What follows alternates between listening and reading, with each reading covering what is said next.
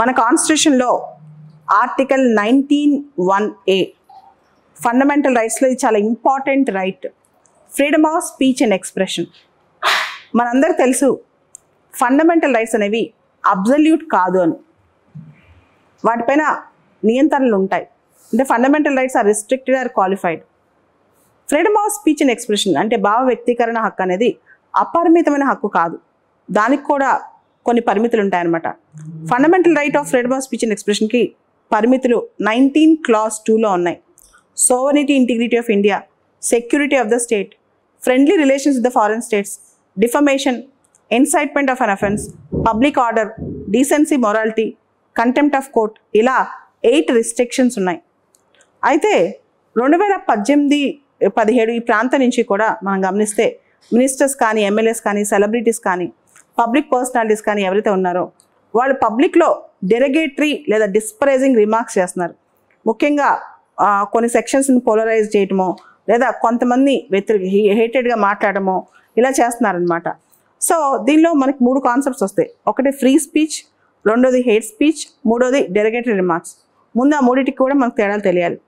అయితే ఈ కేసు మొత్తానికి మూలం ఏంటంటే ఈరోజు సుప్రీంకోర్టు రిలీజ్ చేసిన జడ్జిమెంట్లో మేజర్ థింగ్ ఏంటంటే 2017లో యూపీలో బులంద్ షహర్ అనే ప్రాంతంలో ఒక రేప్ జరిగింది. అయితే అప్పుడున్న ఒక మినిస్టర్ దాని మీద ఒక కామెంట్ చేశారనమాట. యాక్చువల్గా రేప్ జరగలేదు, గవర్నమెంట్ని డీస్టెబిలైజ్ చేయడం కోసం అపోజిషన్ వాళ్ళు ఒక కాన్స్పిరసీ తీసుకొచ్చారని చెప్పి ఆయన ఒక స్టేట్మెంట్ ఇచ్చారు. సో బాధిత కుటుంబానికి చెందిన వాళ్ళు చాలామంది ఈ రిమార్క్స్ వల్ల చాలా హర్ట్ అయ్యారనమాట. సో ఇలా పబ్లిక్ ఫంక్షనరీస్, ముఖ్యంగా మినిస్టర్స్ లెవెల్లో ఉన్న వాళ్ళు ఇటువంటి రిమార్క్స్ చేయడం కరెక్ట్ కాదు, ఇలాంటి రిమార్క్స్ అలౌ చేయకూడదు.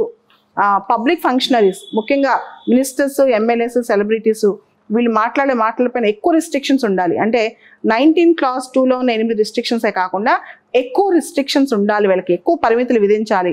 దానికి కారణం ఏంటంటే వీళ్ళు మాట్లాడే ఇంపాక్ట్ చాలా మందికి వెళ్తుంది, వీళ్ళు అథారిటీలో ఉండి మాట్లాడుతున్నారు, వీళ్ళు మాట్లాడే మాటలకు రీచ్ ఎక్కువ ఉంటుంది అని చెప్పి కేవలం 19 Clause 2లో రిస్ట్రిక్షన్సే కాదు, మినిస్టర్స్, ఎమ్మెల్యేస్, పెద్ద పెద్ద వాళ్ళు ఇలాంటి స్పీచెస్ ఇచ్చేటప్పుడు ఇంకా ఎక్కువ రిస్ట్రిక్షన్స్ ఉండాలి. ముఖ్యంగా వీళ్ళు హేట్ స్పీచెస్ చాలా ఇస్తున్నారు, డెరగేటరీ డిస్పరైజింగ్ రిమార్క్స్ చాలా చేస్తున్నారు అని చెప్పి దీని మీద సుప్రీంకోర్టులో కేసు పడింది అనమాట. అయితే ఇది కాన్స్టిట్యూషన్ ఆర్టికల్ 19(1)A ఇంటర్ప్రిటేషన్ సంబంధించిన కేసు కాబట్టి ఇది కాన్స్టిట్యూషనల్ బెంచ్కి వెళ్ళింది. మనందరూ తెలుసు రాజ్యాంగ ధర్మాసనం అంటే కనీసం 5 మంది జడ్జిలు ఉండాలి. సో 2017 నుంచి కూడా ఈ కేసులో వాదనలు జరుగుతూనే ఉన్నాయి. ఇదే కేసులో జోసెఫ్ షైన్ సంబంధించిన కొన్ని డెరగేటరీ రిమార్క్స్ కేరళ మినిస్టర్ చేసిన కేసు కూడా ఇంప్లీడ్ అయిందనమాట. అంటే ఇదే కేసులో రకరకాల కేసులు కూడా యాడ్ అయి ఉన్నాయి. ఈ యూపీ మినిస్టర్ చేసిన కామెంట్ కేసులోనే hate speech, free speech of ministers వీటికి సంబంధించినవి. సో ఇక్కడ క్వశ్చన్ ఏంటంటే article 19(1)A freedom of speech and expression ministers, ఎమ్మెల్యేలు వాడుకుంటున్నప్పుడు కేవలం 19 Clause 2లోనే రిస్ట్రిక్షన్స్ సరిపోతాయా, వాళ్ళకి ఇంకా ఎక్కువ రిస్ట్రిక్షన్స్ పెట్టాలా అనేది. సో దాని మీద నేను సుప్రీంకోర్టు జడ్జిమెంట్ ఇచ్చింది. ఇది ఫ్రాక్చర్డ్ వర్డిక్ట్ అనమాట. అంటే 4:1 జడ్జిమెంట్, 4 జడ్జిలు ఒకవైపు, ఇంకొక జడ్జి జస్టిస్ నాగరత్న ఒకవైపు అనమాట. సో దీనిలో చాలా క్వశ్చన్స్ రైజ్ అయ్యాయి అనమాట. ఒకటి నాగరత్న ఏం చెప్పారు, ఈ 4 జడ్జిలు ఏం చెప్పారు, మెజారిటీ ఆఫ్ ద జడ్జిమెంట్ మనం కన్సిడర్ చేస్తాం, మెజారిటీ ఆఫ్ జడ్జిమెంటే కోర్టు తీసుకుంటుంది అనమాట. సో ఇక్కడ ఏంటంటే ఒక ఇండివిజువల్ మినిస్టర్ ఒక స్పీచ్లో తన అభిప్రాయం చెప్పినప్పుడు అది పూర్తిగా గవర్నమెంట్కి అట్రిబ్యూట్ చేయకూడదు. గవర్నమెంట్ దానికి వైకారియస్ రెస్పాన్సిబిలిటీ లేదు. వైకారియస్ రెస్పాన్సిబిలిటీ అంటే ఒక మినిస్టర్ చేసిన స్టేట్మెంట్కి గవర్నమెంట్ బాధ్యత వహించదు అని చెప్పారు. దాంతోపాటు ఆర్టికల్ 19 Clause 2లో 8 రిస్ట్రిక్షన్స్ ఉన్నాయి ఫ్రీడమ్ ఆఫ్ స్పీచ్ అండ్ ఎక్స్ప్రెషన్కి, అవి సరిపోతాయి, దే ఆర్ ఎగ్జాస్టివ్. అంతకు మించిన రిస్ట్రిక్షన్స్ ఈవెన్ మినిస్టర్స్ కూడా పెట్టాల్సిన అవసరం లేదు. దాంతోపాటు మనది మల్టీ పార్టీ సిస్టమ్, అంటే చాలా పొలిటికల్ పార్టీస్ ఉన్నాయి. చాలా సందర్భాల్లో కోయిలిషన్ గవర్నమెంట్స్, సంకీర్ణ ప్రభుత్వాలు ఏర్పడతాయి, వీక్ గవర్నమెంట్స్, బలహీనమైన ప్రభుత్వాలు ఏర్పడతాయి. అట్లాంటప్పుడు ప్రతి ఒక్క మినిస్టర్ చేసే మాటకి, ప్రతి ఒక్క ఎమ్మెల్యే చెప్పే మాటకి పిఎం, సీఎం ఎలా బాధ్యత వహిస్తారు? ఎందుకంటే పిఎంకి, సీఎంకి వాళ్ళపైన పూర్తి స్థాయి నియంత్రణ లేదు, అంత కంట్రోల్ వాళ్ళకి లేదు. సో వాళ్ళు ఇష్టం వచ్చినట్టు మాట్లాడినప్పుడు పిఎం, సీఎం బాధ్యత వహించాల్సిన అవసరం లేదు. అయితే కోర్టు ఇంకో మాట కూడా ఉంది. సో మేము చెప్పాము ఇండివిజువల్ మినిస్టర్ చేసిన వ్యాఖ్యలకి గవర్నమెంట్ బాధ్యత వహించక్కర్లేదని. అయినంత మాత్రాన వాళ్ళు ఇష్టం వచ్చినట్టు మాట్లాడుతుంటే, హేట్ స్పీచ్ చేస్తుంటే కోర్టులు సపోర్ట్ చేస్తున్న అర్థం కాదు. సెల్ఫ్ రిస్ట్రైంట్ పాటించాలి. అంటే ఎవరికి వాళ్ళు, ఎవరైతే పబ్లిక్ డొమైన్లో ఎక్కువ ఉంటారో మినిస్టర్స్, ఎమ్మెల్యేస్, నియంత్రణ స్వతంత్రంగా వాళ్ళు స్వనియంత్రణ పాటించాలన్నమాట. లేకపోతే ఏమవుద్ది, ఆ ఇంపాక్ట్ వాళ్ళు చేసిన స్పీచెస్ పైన ఇంపాక్ట్ పబ్లిక్లో చాలా ఎక్కువ పడుద్ది. అయితే డిసెంటింగ్ జడ్జ్ జస్టిస్ నాగరత్న మాత్రం దీనికి భిన్నంగా తీర్పిచ్చారు. ఆవిడేమన్నారంటే, ఒకవేళ ప్రభుత్వం యొక్క అభిప్రాయం కూడా ఆ ఇండివిజువల్ మినిస్టర్ చేసిన అభిప్రాయంతో కలిపి ఉంటే, సేమ్ అలాంటి ఒపీనియన్ ప్రభుత్వానికి ఉంటే, అది హేట్ స్పీచ్ కిందకే వస్తుంది. దాంతోపాటు హేట్ స్పీచెస్, ఇలాంటి కామెంట్స్ అనేవి, డెరగేటరీ రిమార్క్స్ అనేవి మన రాజ్యాంగం యొక్క బేసిక్ వాల్యూస్ని స్ట్రైక్ చేస్తున్నాయి. అంటే ఫ్రెటర్నిటీ కానీ ఇలాంటి వాటిని బేసిక్ వాల్యూస్ని దెబ్బతీస్తున్నాయి. కాబట్టి ఇలాంటి వాటి మీద సీరియస్గా ఖండించాల్సిందే, యాక్షన్ తీసుకోవాల్సిందే.